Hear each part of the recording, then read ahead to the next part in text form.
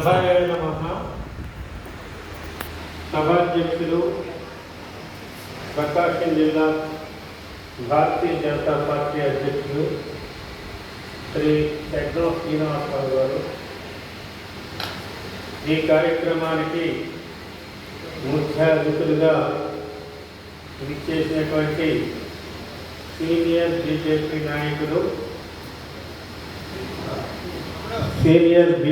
నాయకులు, ప్రముఖ న్యాయవాది, సంఘ సంస్థాపక, ఈ కార్యక్రమంలో మన అంశం మీద ముఖ్యంగా మాట్లాడేటువంటి వ్యక్తి శ్రీ షేక్ బాగా గారు. తర్వాత ఈ కార్యక్రమానికి అనుసంధానకర్త శ్రీమతి Bellamkonda Vijayalakshmi garu, Amarasimham Makineni district vice president, Kokatla Nageswararao garu general secretary district, ఎండి భాషా co convener programming, Sheikh Basha co convener, PV Krishnarao Markapur assembly convener, Makineni Ramayya garu Ramanayya, సోదర సోదరీమణులు, మీడియా ప్రతినిధులు, అందరికీ నా హృదయపూర్వక శుభాభివందనాలు. ఈరోజు ఈ మైనారిటీ మోర్చా కార్యక్రమం ఏర్పాటు చేసినటువంటి సోదర సోదరులందరినీ కూడా నేను అభినందిస్తున్నాను. ఈ తరుణంలో మైనారిటీ హక్కులు, ప్రభుత్వం తీసుకొచ్చినటువంటి వక్ఫ్ చట్టం మీద వస్తున్నటువంటి విమర్శలు, ప్రతిపక్షాల విమర్శలు తిప్పికొట్టడానికి, ప్రజల్లో ఈ చట్టం మీద అవగాహన కల్పించడానికి ఈ ముఖ్యులైనటువంటి పెద్దలు, మన రాష్ట్ర మైనారిటీ అధ్యక్షులు బాజీ గారు రావటం, మీరు కూడా వారు చెప్పేది నేను చెప్పే విషయాలు కూడా విని మీరు అవగాహనలో ఉంచుకొని ప్రతి చోట చెప్పి ప్రతిపక్షాల విమర్శల్ని మీరు తిప్పికొట్టాలని అర్థిస్తూ, ముఖ్యంగా మనకి రాజ్యాంగంలో, భారత రాజ్యాంగంలో మైనారిటీస్కి కొన్ని హక్కులు కల్పించబడ్డాయి. మైనారిటీస్ అని ఎవరు అంటారంటే, మన దేశంలో జనాభాలో తక్కువ ఉన్నటువంటి వారు, ముస్లింలు, క్రైస్తవులు, బౌద్ధులు, జైనులు, జోరాస్ట్రియన్లు, వీళ్ళందరినీ కూడాను మైనారిటీస్ అంటారు. ఈ మైనారిటీస్కి ప్రత్యేకంగా కొన్ని హక్కులు, ముఖ్యంగా ముస్లిమ్స్కి స్వాతంత్ర పోరాటం దగ్గర నుండి ముస్లిమ్స్కి ఒక భయం ఉండేది. వాళ్ళ స్వేచ్ఛ స్వాతంత్రాలకి, వాళ్ళ హక్కులకి, వాళ్ళ ఆస్తిపాస్తులకి రక్షణ ఉండదేమో అని చెప్పి భయంతో ముస్లిం లీగు ప్రారంభించి ప్రత్యేక దేశం కావాలని చెప్పి పోరాడి పాకిస్తాన్ని వాళ్ళు తెచ్చుకున్నారు. పాకిస్తాన్ వెళ్ళిపోయిన తర్వాత పాకిస్తాన్లో 23,75,00,000 జనాభా, భారతదేశంలో ముస్లింల జనాభా 20 కోట్లు. ఇంచుమించు భారతదేశంలో కూడా ముస్లింల జనాభా పాకిస్తాన్ జనాభాతో సమానంగా ఉంది. ప్రపంచంలో ఉన్నటువంటి ముస్లిం జనాభాలో భారతదేశంలో 10.1% ఉన్నారు. అంటే భారతదేశం ముస్లిం జనాభా. కాబట్టి వీళ్ళకి రైట్ టు ఈక్వాలిటీ అనే ఫండమెంటల్ రైట్ ఉంది కదా, సమానత్వం, అది దానికి భంగం కలిగించకుండా ముస్లిమ్స్కి రక్షణ కల్పించడానికి ప్రత్యేక రక్షణ ఆర్టికల్ 29, 30 అనే 2 ఆర్టికల్స్ రాజ్యాంగంలో పెట్టారు. అంటే ముస్లిమ్స్ అన్ని రకాలుగా కూడాను వాళ్ళ అందరితో మెజారిటీ హిందువులతో సమానంగా జీవించడానికి వారి ఆస్తి పాస్తుల రక్షణ, వాళ్ళ మత రక్షణ, వాళ్ళ మతం ద్వారా ఏర్పడినటువంటి సంస్థలు, మసీదులు, తర్వాత విద్యాలయాలు, ధార్మిక సంస్థలు ఇంకా ఎన్నో ఉన్నాయి. వాటిని కాపాడటానికి ప్రత్యేకంగా 2 ఆర్టికల్స్ రాజ్యాంగంలో పెట్టారు, 29, 30. దాని ప్రకారం ఈ వర్క్స్ అనేటువంటి వర్క్స్ బోర్డు కూడా బ్రిటిష్ వారు 1923లోనే పెట్టడం జరిగింది. వర్క్స్ అంటేనే మన దేశం ముస్లింల పరిపాలనలో దాదాపు 1300 సంవత్సరాలు ఉంది. అరబ్ కాంగ్రెస్ ఆఫ్ ఇండియా అని 712లో అరబ్బులు ఈ దేశం మీదకి దాడి చేసినప్పటి దగ్గర నుండి క్రమేపీ ఔరంగజేబు పరిపాలించే వరకు, ఔరంగజేబు కాలం వచ్చేటప్పటికి ఉపఖండం మొత్తం కూడాను ఇప్పుడు దాదాపు 12 దేశాలు విస్తీర్ణం అంతా కూడా ఔరంగజేబు ఆధీనంలో ఉండేది. షాజహాన్, అక్బర్ వీళ్ళంతా.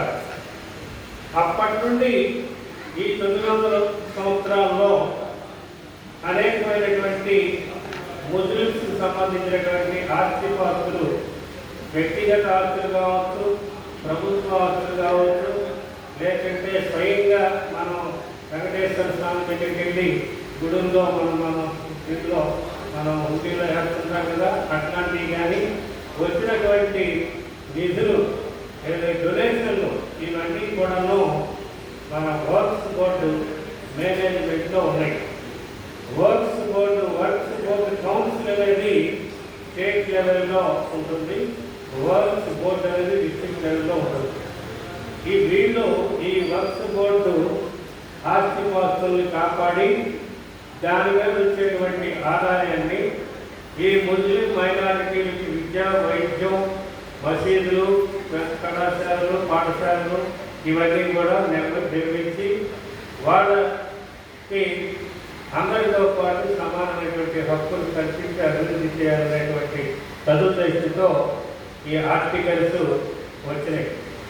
అయితే క్రమేపీ జరుగుతున్నది ఏంటంటే, మీరు ఒక వర్క్స్ బోర్డే కాదు, వర్క్స్ బోర్డు ఆస్తిపాస్తులే కాదు, మన హిందూ దేవాలయాల ఎండోమెంట్ ఆస్తిపాస్తులు కానీ, క్రిస్టియన్ ఆస్తిపాస్తులు కానీ, ఈ ముస్లిం ఆస్తిపాస్తులు కానీ చాలా చోట్ల అన్యాక్రాంతం అవుతూ ఉన్నాయి. వీటిని క్రమబద్ధీకరించాలి. అన్యాక్రాంతం కాకుండా దేనికోసమైతే ఈ ఆస్తిపాస్తులు డొనేషన్లుగా ఇవ్వబడ్డాయో ఇస్లాం లా ప్రకారం వాళ్ళే దీన్నంతా కూడా యాజమాన్యంగా ఉండి దాన్ని వాళ్ళ అభివృద్ధికి కృషి చేయాలి. అయితే మన వాళ్ళు తెచ్చినటువంటి వర్క్స్ బోర్డ్ చట్టం 2025 ఇంకా ఏంటంటే ఈ రెవెన్యూ రికార్డులన్నీ కూడా మార్చేసి వాళ్ళు మ్యూటేషన్ అని చెప్పి అంటారు, పేర్లు తీసేసి ఇంకొక పేర్లు పెట్టి అట్లా రకరకాలుగా ఆక్రమణలు చేయటం.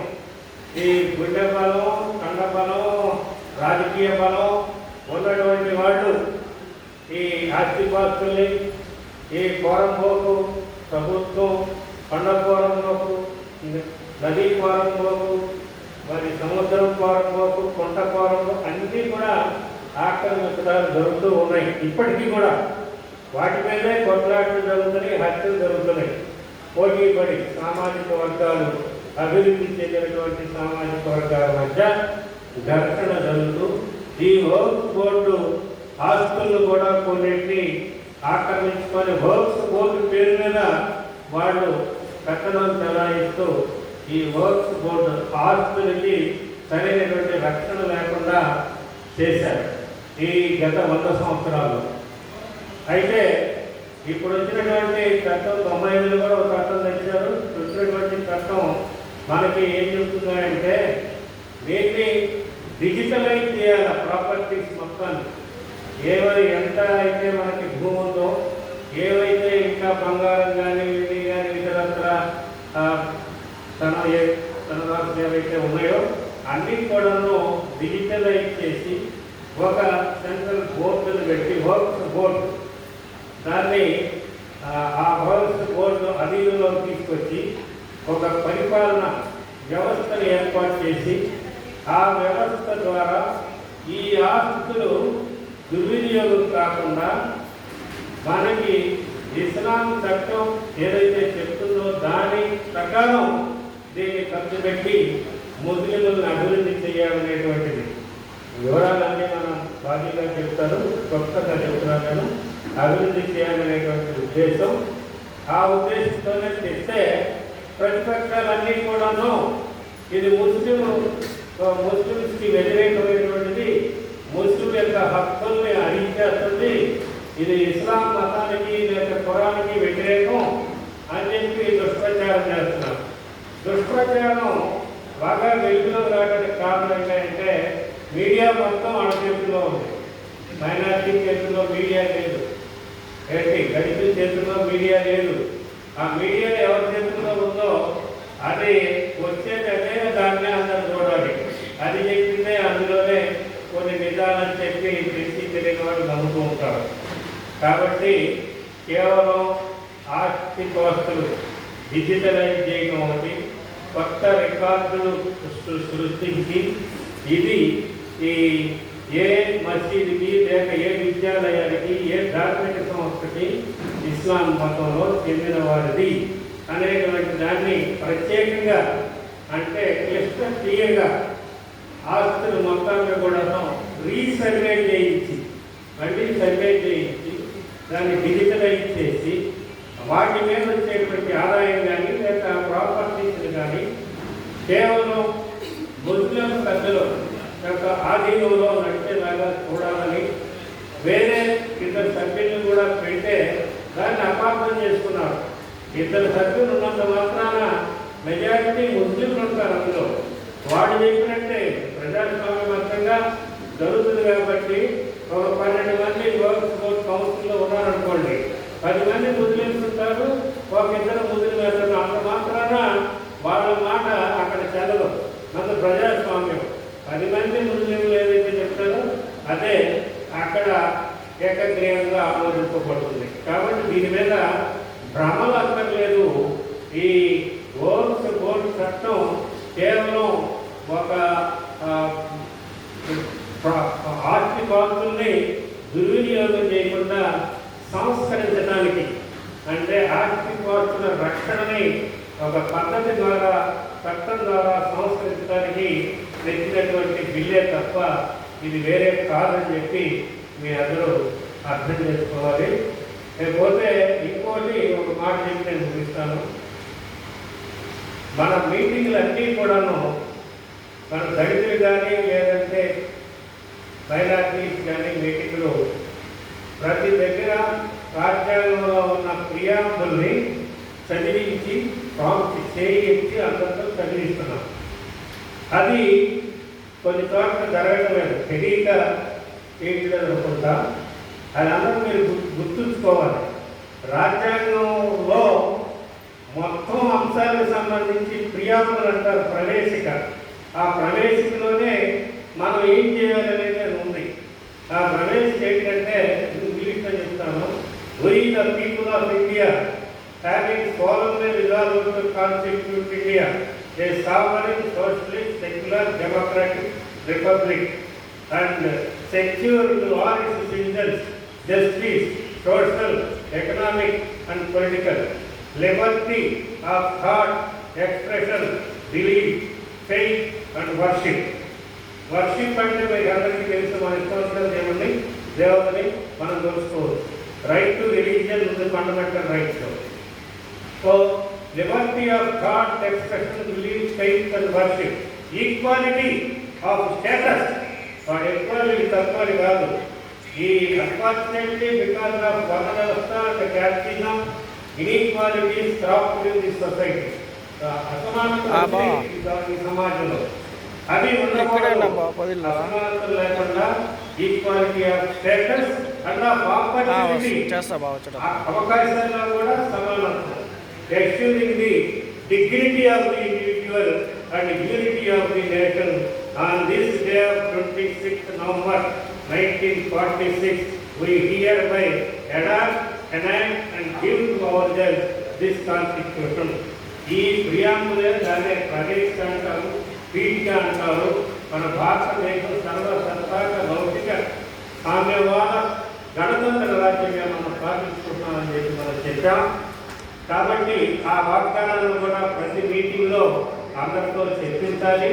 తెలుగులో చర్చిస్తే అది అందరూ కూడా కంఠస్థం చేయాలి. అప్పుడే రాజ్యాంగం అంటే ఏంటో, రాజ్యాంగంలో ఉన్నటువంటి మౌలిక సూత్రాలు ఏంటో అర్థమవుతుంది. తద్వారా మంచి పరిపాలకులు అవుతారు. పార్టీలు కూడాను కొంచెం విషయ పరిజ్ఞానం పెరిగి బాగా పని చేయగలరు. కాబట్టి దీన్ని కూడా మర్చిపోకుండా తెలుసుకొని ఇప్పుడు ఈ వర్క్ చట్టం తెచ్చింది కేవలం మైనారిటీ ప్రాపర్టీస్ని, హక్కుల్ని, వాళ్ళ ఆస్తుల్ని, హక్కుల్ని కాపాడటానికే తప్ప ఇది భారతదేశంలో మోడీ గారు. ఎందుకంటే ఇప్పుడు ఆర్టికల్ 370 మనం ఒకే దేశం, ఒకే జెండా, ఒకే జాతి, ఒకే ప్రైమ్ మినిస్టర్ అని చెప్పి ఆయన మన శ్యామప్రసాద్ ముఖర్జీ గారు కాశ్మీర్లో శ్రీనగర్లో ధర్నా చేస్తే ఆయన అరెస్ట్ చేసి జైల్లో తీసుకెళ్ళి తర్వాత ఆయన మనిషిని రాజుగా డెడ్ బాడీ వచ్చి ఇవాళ ఆర్టికల్ 370 తీసేశారు. ఆర్టికల్ 370 మీద సంతకం పెట్టమంటే అంబేద్కర్ పెట్టనన్నాడు. 370 రాయమన్నారు. నేను రాయనని చెప్పి ఆయన ఇంకొక మెంబర్తో రాయించారు. కాబట్టి Kashmir is a zone of contention between India and Pakistan. ఇవాళ ఆక్యుపైడ్ కాశ్మీర్ ప్రాంతంలో దానికి ముందు యాత్రికులు అక్కడికి వెళితే సుందరమైన ప్రదేశం కాబట్టి ఆకర్షితులై వెళితే వాళ్ళని అమాయకుల్ని అయ్యా దండం పెడతాను, యాత్రికుల్ని నేను చూడటానికి వచ్చాను అని గతంలోని దండం పెట్టినా కానీ నిర్దాక్షిణ్యంగా వాళ్ళని చంపేశారు. ఇది సహించడానిటువంటి విషయం. కాబట్టి భారతదేశం ఇవాళ క్యాబినెట్ సమావేశం, వాళ్ళ తీర్మానాలు ప్రధానమంత్రి గారు, రక్షణ మంత్రి గారు, తదితర హోంమంత్రి గారు వీళ్ళందరూ తీసుకునే నిర్ణయానికి మనందరం కూడా సంఘీభావాన్ని తెలియజేసి ఈ వర్గాలందరినీ కూడా మట్టు పెట్టి మన భారతదేశం యొక్క ఐక్యతని మనం కాపాడుకోవాలి. ఈ ఐక్యత అనేది నియమంలో ఉంది, కాపాడుకోవాలి అని చెప్పి నేను మనవి చేస్తూ నాకు ఈ అవకాశం ఇచ్చినందుకు అందరికీ ధన్యవాదాలు.